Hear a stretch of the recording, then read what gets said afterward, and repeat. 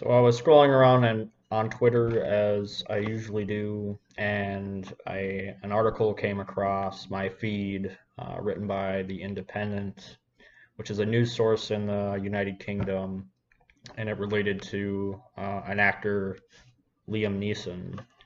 Now, I've particularly enjoyed his role in the movie Taken, and I think he's an interesting guy to watch in interviews. So I was interested in the newest controversy that he's probably got himself embroiled in. So we're gonna take step by step.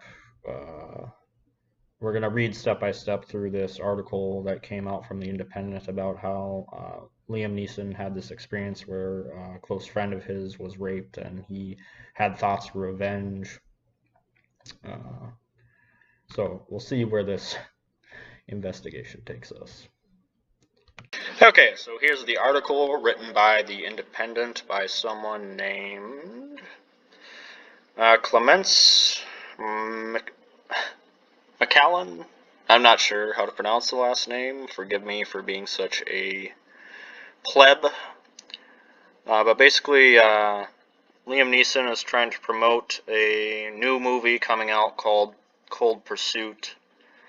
And in it, he sort of relates, well, okay, we'll find out.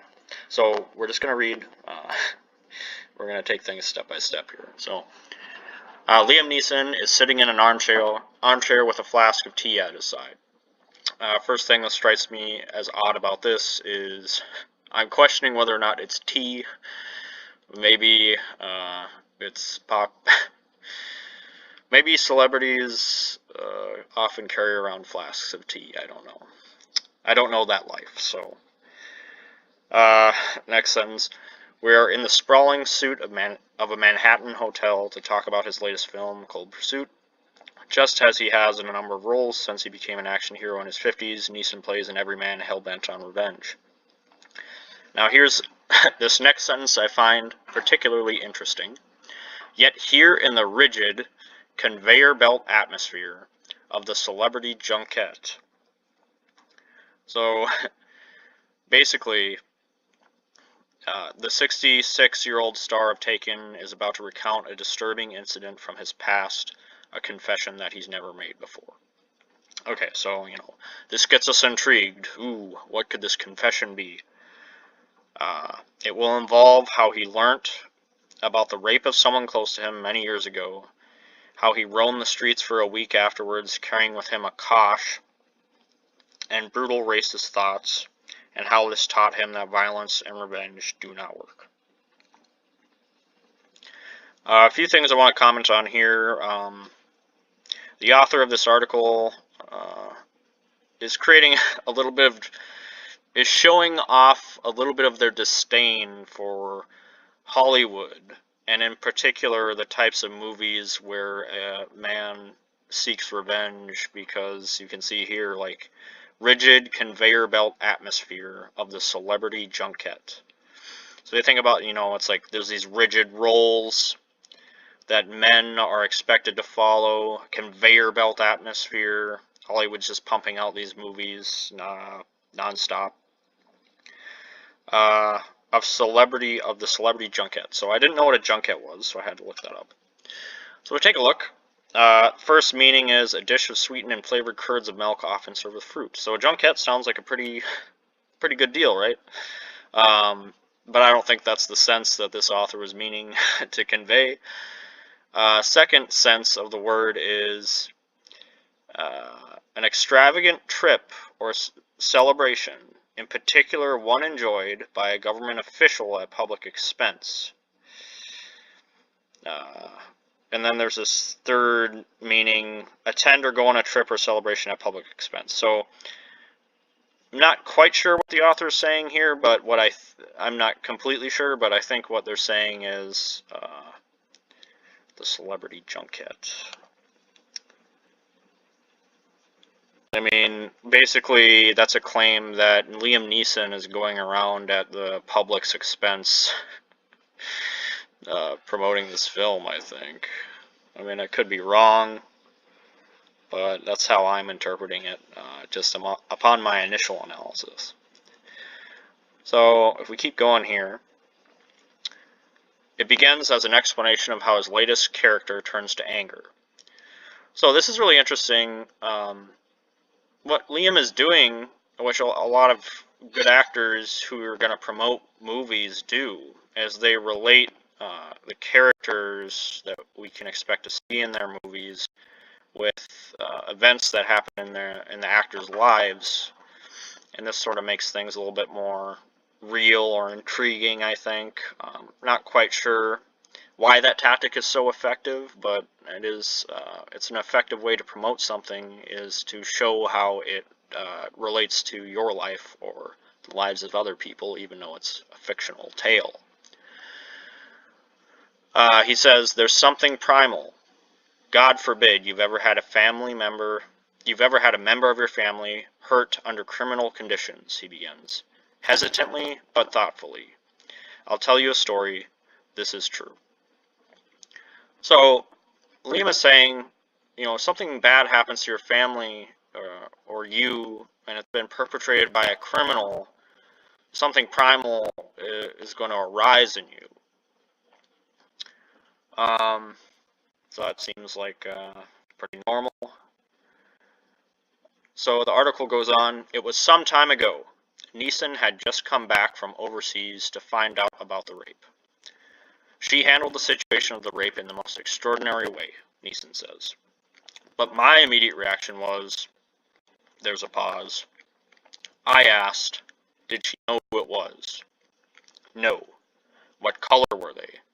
She said it was a black person. So, here's the really interesting, this is a topic that we should be able to talk about without it being controversial, but it's going to stir up some feelings for sure. So basically, Liam Neeson, he got angry as a result of his friend being raped, and he wanted to seek revenge, and he's trying to figure out who this person was. Now, he asked what color the person was. So he was trying to identify a race that he could basically get revenge on, right? And this is, this seems to be just heinous, just totally racist, just, disgusting, despicable, all those different things. Now he'll go on to talk about how he came to learn that this wasn't the right way to view things. Well, you have to understand, when a traumatic thing happens to a person and they feel really hurt and they never want that to happen again, your mind's going to come up with some fucked up shit. And for my fear is that people, they're going to see this, they're not going to understand that anyone is capable under certain circumstances of making bad decisions under extreme stress, emotional stress. And people are going to vilify Liam because of what he said here. Anyways, so we'll keep reading. I'm going to wrap up my thoughts a little bit more succinctly at the end here, but we're going to keep reading. Went up and down areas with Akash. So I didn't know what the hell Akash was. Silly. I think Liam Neeson's from Ireland, so I'm not familiar with some of the language. Thick, heavy stick or bar used as a weapon, a bludgeon. So he's carrying around a big stick. Hoping I'd be approached by somebody. I'm ashamed to say that. And I did it for maybe a week, hoping some black bastard would come out of a pub and have a go at me about something, so that I could kill him. So this is another thing that's going to trigger people. And it's going to trigger, people are going to say, it's toxic masculinity, this kind of reaction has been socialized, men, well, we'll get to that part. But basically, this is Liam Neeson's honest expression of what his thoughts were in the week immediately following the rape of his friend. Neeson clearly knows what he's saying and how shocking it is. Now, the fact that it's shocking to me, the fact that people find this shocking, is actually silly to me. Okay, if you're someone who is used to having a high level of control over your life, and then somebody close to you gets hurt in this way, you're gonna react. You're gonna react in not the most rational manner. When you're affected by rage and your emotions, and that is the only thing that you're thinking about, you're going to, like Neeson said, have some primal urges. So, if we keep reading here, it took me a week, maybe a week and a half to go through that. She would say, "Where are you going?" And I would say, "I'm just going out for a walk, you know." "What's wrong?" "No, nothing. Nothing's wrong." Now, people are going to say that this is stereotypically toxic masculine behavior. You know what? Liam Neeson's hiding his actual feelings about the issue. He's got this rage. It's racially motivated. He's, you know, all these things are just, people are going to paint this as if he's just a terrible person. What people won't acknowledge is that under extreme emotional stress, this is actually not that uncommon of a thing to have happen. We'll see if the article gets into that. He deliberately withholds details to protect the identity of the victim. So he's not trying to rope anybody into this discussion without asking their permission, right? So he's hiding the identity of the victim. Good move on his part. "It was horrible, horrible when I think back that I did that," he says. "And I've never admitted that, and I'm saying it to a journalist. God forbid." So Neil's acknowledging that he never really understood how terrible that thought he had was, you know, to go around and basically just find the nearest black guy and hope he tried to start some shit so he could kill him. I mean, that's some terrible shit, right? And now it took Liam a while to recognize that that was a terrible thing, but now he's done that, right? And now he's honestly expressing what his thoughts were at the time and what he thinks about what his thoughts were now. "Holy shit," says Tom Bateman, his co-star, who is sitting beside him. Now, to be completely honest, I guess if you're co-starring with Liam Neeson and you find this out about him, holy shit is maybe an appropriate response. I'm not sure. But anyways, we'll keep going. "It's awful," Neeson continues, a tremble in his breath. "But I did learn a lesson from it where I eventually thought, what the fuck are you doing, you know?" So, you know, here's another toxic man who can't deal with his emotions and is, you know, does some honest reflection and figure things out.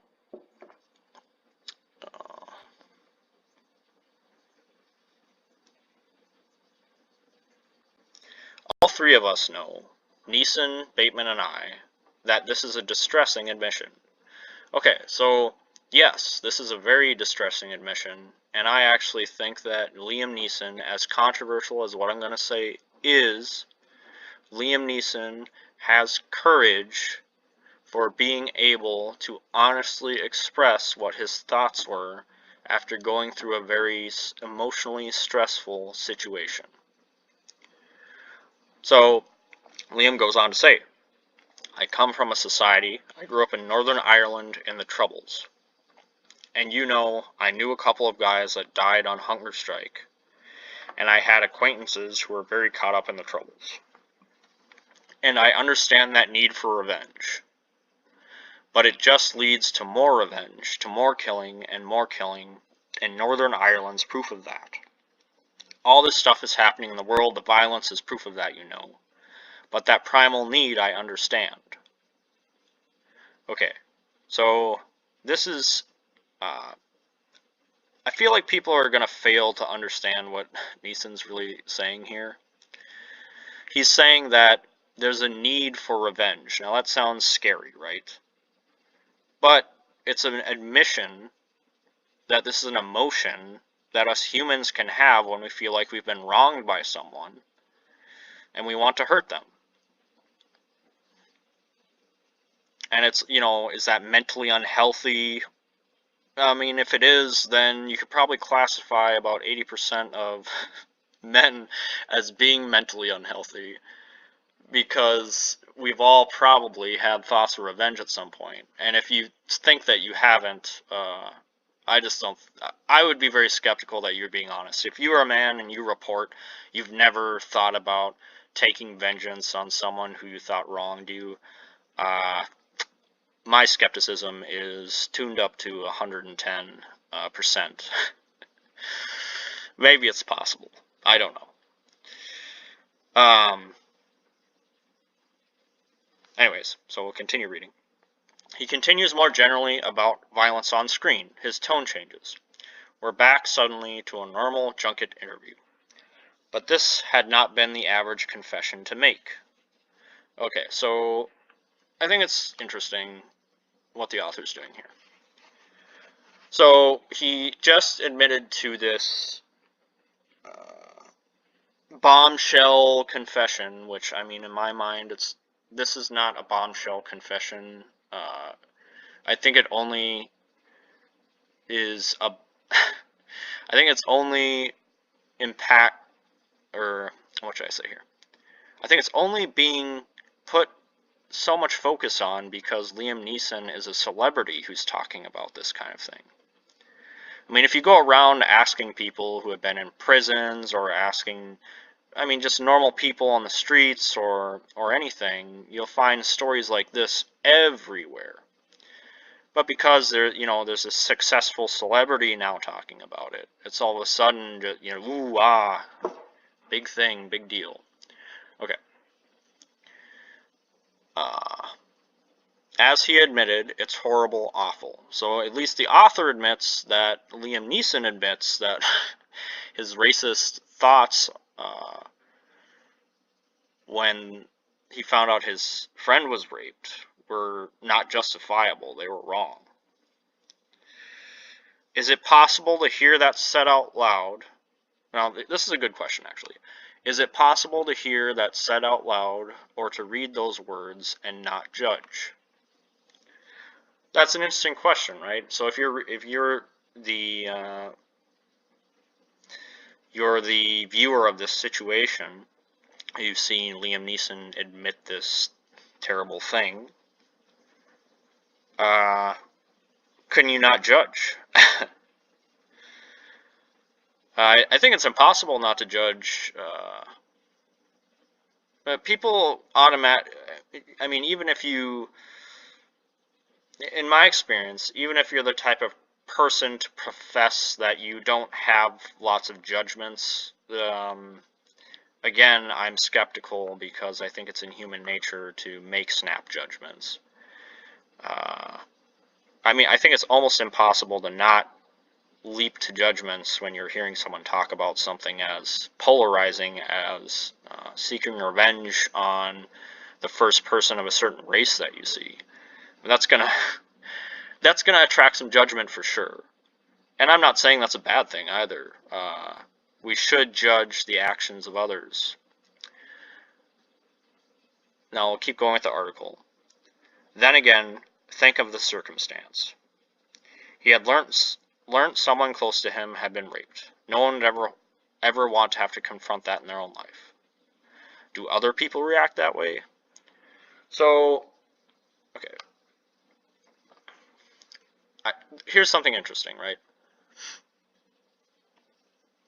We're curious, the author here is curious about if Liam Neeson's reaction to the situation, seeking vengeance, for example, is like normal, right? Do other people react that way? Well, why would you want to know if other people would react the same way in the same situation as Liam?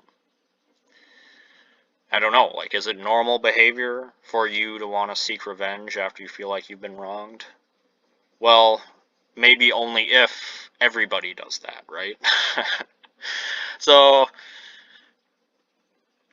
the article's interesting. I'm not going to say it's twisting things. I think the reporting is generally accurate.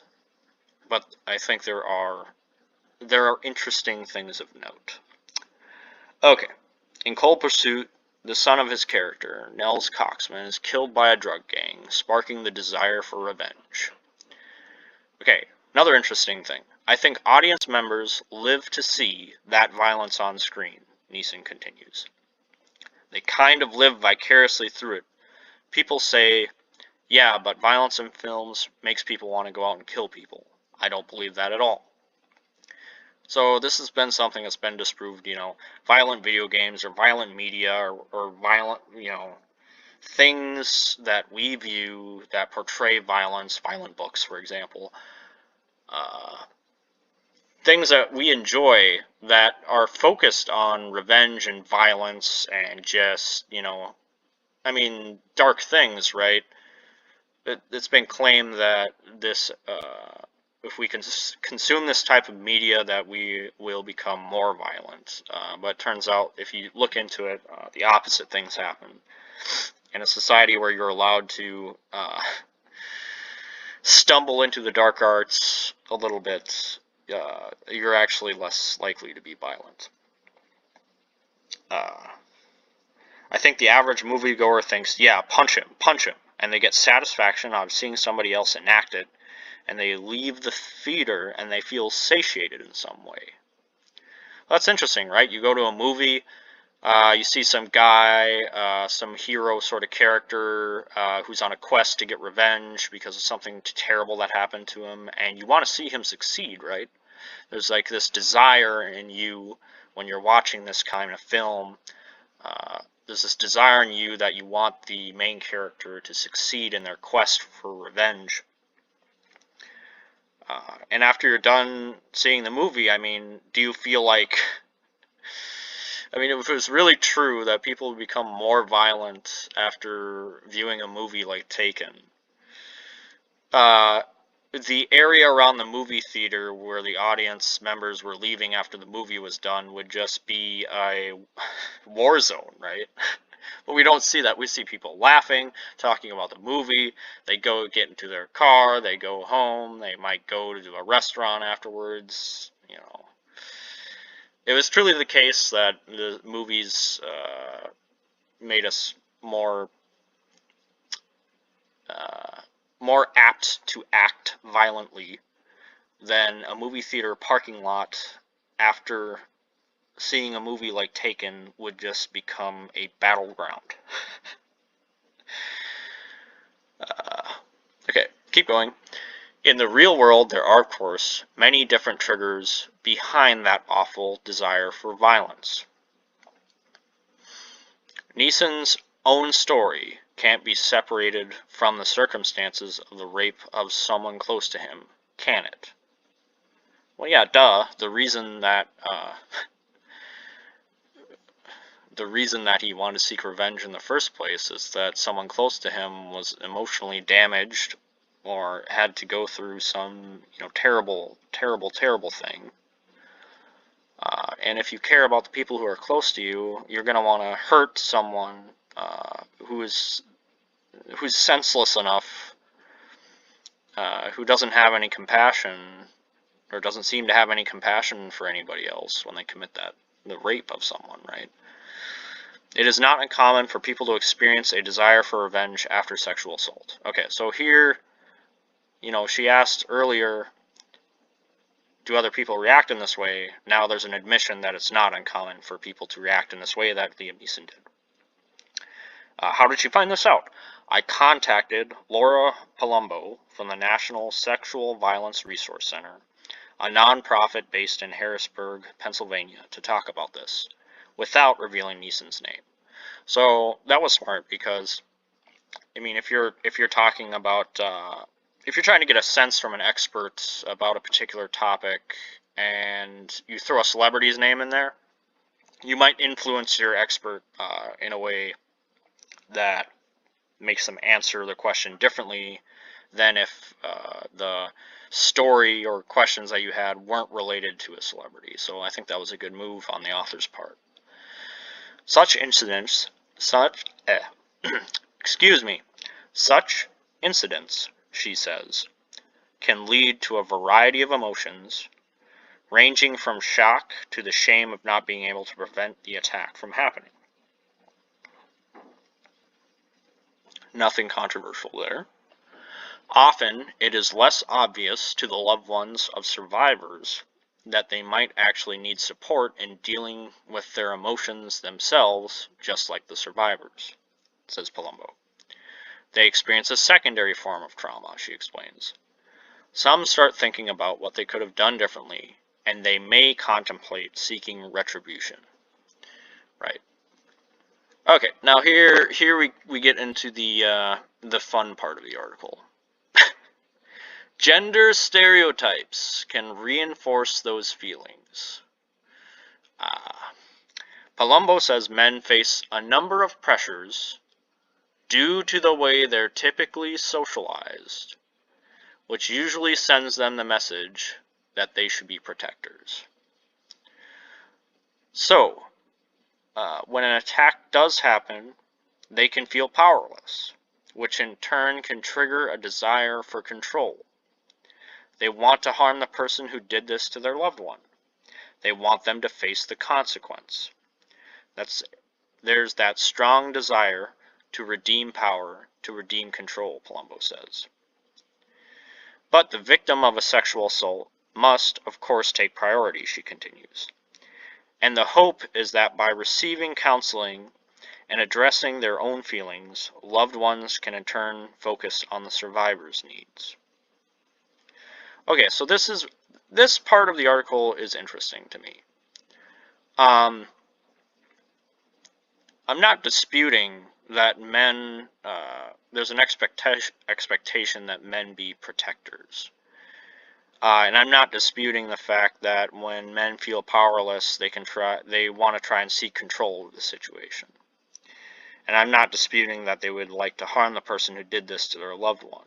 They want them to face the consequence. I'm not disputing any of that.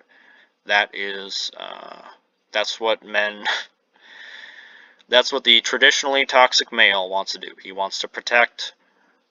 If there's injustice, he wants there to be justice. If he lacks control, he wants to seek control. These are normal things. Now, this part here, though, this is the interesting part. The victim of sexual assault must, of course, take priority, she continues.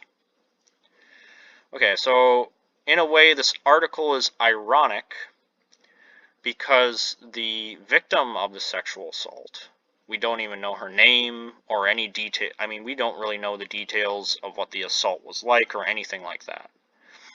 And I'm not saying that we should poke and prod the person who was raped just because Liam Neeson talked about it. That's silly. If she wants to keep this private and not be identified, that's perfectly respectable. That actually that makes the most sense. But by writing this article where we focus on Liam Neeson's foray into darkness, seeking revenge, and racism, I would argue we're taking the priority away from the victim. So it's like the victim should come first, but now there's this article about this celebrity that's related to the victim, and that's going to get a lot of the focus, right? I mean, I'm doing a video on it right now. So it just seems it's ironic in a weird way. Neeson's brief desire for such random, violent revenge is all the more alarming for the racial dimension to his confession. Okay, a few things. This is not a random phenomenon, as the author has previously pointed out by talking to a psychologist. So I don't know why you would say brief desire for such random, violent revenge. It's not random. Is all the more alarming for the racial dimension to his confession. So now we're going to get into the racial aspect of his comments, which are probably going to be the most controversial thing that's going to get people fired up. Lasagna Harris is an associate professor of experimental psychology at University College London. Again, nothing of Neeson's identity was revealed when I contacted him to discuss the following interview, so he was not commenting on Neeson, but on his more general experience and knowledge. Good move again. Incidents as abhorrent as rape can, he says, shape the way someone thinks about a specific community. And this is not just relevant to race. For example, the thoughts one might harbor about young people or old people as well as black people. So you can imagine, right? Put yourself in a situation. I mean, this is less serious, but if I go on Facebook, there's all this. There's all this the boomer meme, like terrible boomer memes shit going around, and it's just hilarious. But basically, it's saying like older generations out of touch. They young people can shape their opinion about older people, and have a prejudice towards them. Now, okay, we're going to get into the race part now. I think it may have something to do with pre-existing biases. So that's an interesting thing. So what do we conclude from this? According to the information from the psychologist, Liam Neeson had a pre-existing bias to black people because he specifically targeted them or targeted a black person in his revenge-seeking quest. I think it may have something to do with pre-existing biases, says Harris. Though remember, this cannot be taken as a judgment on Neeson himself, nor this specific incident. So that's an interesting sentence. This cannot be taken as a judgment. I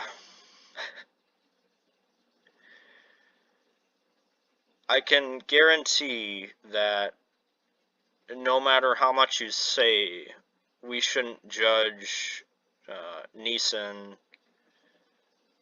for that. He will be judged. So, and there's this question up in the air, right? How harshly do we judge him for his past view of black people or a black person? He explains how our minds can generalize a negative experience with a person by categorizing them in a way that may be flawed. Was that what was happening when Neeson walked the streets looking for a random person on whom to exact his revenge? Harris acknowledges that there is an unjustifiable prejudice when it comes to black people being perceived as perpetrators of sexual assault. You can control it if you're aware of the stereotype. If you're aware of the fact that you have these stereotypes and these biases, he says. So my question would be to Neeson. He's an educated actor. I would assume that he's aware that there's a prejudice against black people when it comes to sexual assault. Now, if he had that awareness of that prejudice, and then this rape happened, and then he still behaved in this way where he's trying to seek out a black bastard, it's like, can some people control? The claim is here you can control it if you're aware of the stereotype. I mean, in my opinion, you can be aware of a stereotype but still lose emotional control, as Neeson did, just because of how angry an incident like that's going to make you, especially if you're a very protective male figure who feels like you have control of the situation, right? So I think it's good to be aware of stereotypes. I think it's good to face bias, but I'm not exactly convinced that even if you do those things, that people, when they experience traumatic things, aren't going to override that logic. I mean, you're not thinking rationally, right? Something fucked up enough happens, logic tends to go out the window. Some days after that short 17-minute interview in a New York City hotel, I contacted Neeson's publicist again to see if he would discuss his story further. He declined, but as Neeson said, the story has now been told for the first time. Perhaps that's enough. Okay.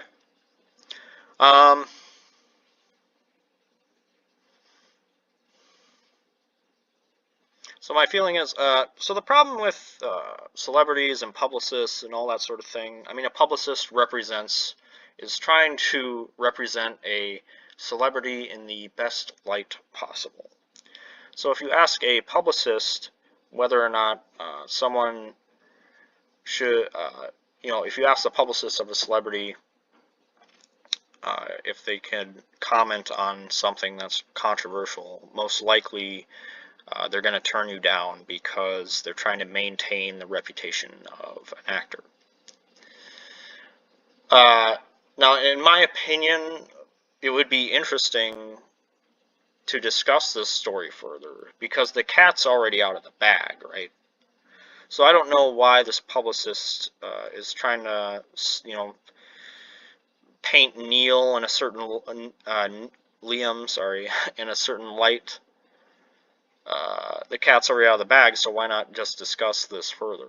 I think it would be interesting to hear what Liam has to say on if there's anything more to conclude from this confession that he's had. So my final thoughts. Now, people are going to get angry at me for this. My final thoughts are this. Okay, when you have something traumatic happen to you, and you get angry, and you feel like you've lost control, and I'm speaking as a man here, okay? I don't know how women process traumatic events, although I can imagine that there's similarities and parallels. We both have, left and right hemispheres of our brain and prefrontal cortex and all that sort of thing. So I can imagine all people universally handle traumatic events in certain ways. But there's also differentiation. So it's a yin and yang idea, right? Okay, so my final conclusion on this topic is that I think Liam Neeson is brave for coming out as, for saying that he has had dark thoughts of revenge that were racially motivated, and for admitting he was wrong to target a certain race. I mean, I don't think people are gonna really understand how much pressure there is for celebrities to maintain an image that is impeccable. I mean, why did the publicist, when asked for a follow-up discussion, refuse the offer? You're trying to maintain an image of this person that you represent. Because, the consequence, if a bunch of people decide that Liam Neeson is just unsalvageable, they're not going to watch his movies anymore, and that's going to hurt the bottom line, right? So, I mean, there's there's a good reason why a publicist probably wouldn't want Liam to comment on this any further. But like I said, I admire Liam for being honest, for saying that this is a thing that he was thinking about doing, and, you know, he's going to catch a lot of flack for this. He's going to catch a lot of flack for being honest about this type of thing. So, to conclude, and plus he learned something from it, right? He learned that this was dumb what he was doing. You know, just because one of his friends was raped by someone of a certain race, that doesn't mean that that whole race is just tainted, right? He admits that it was fucked up.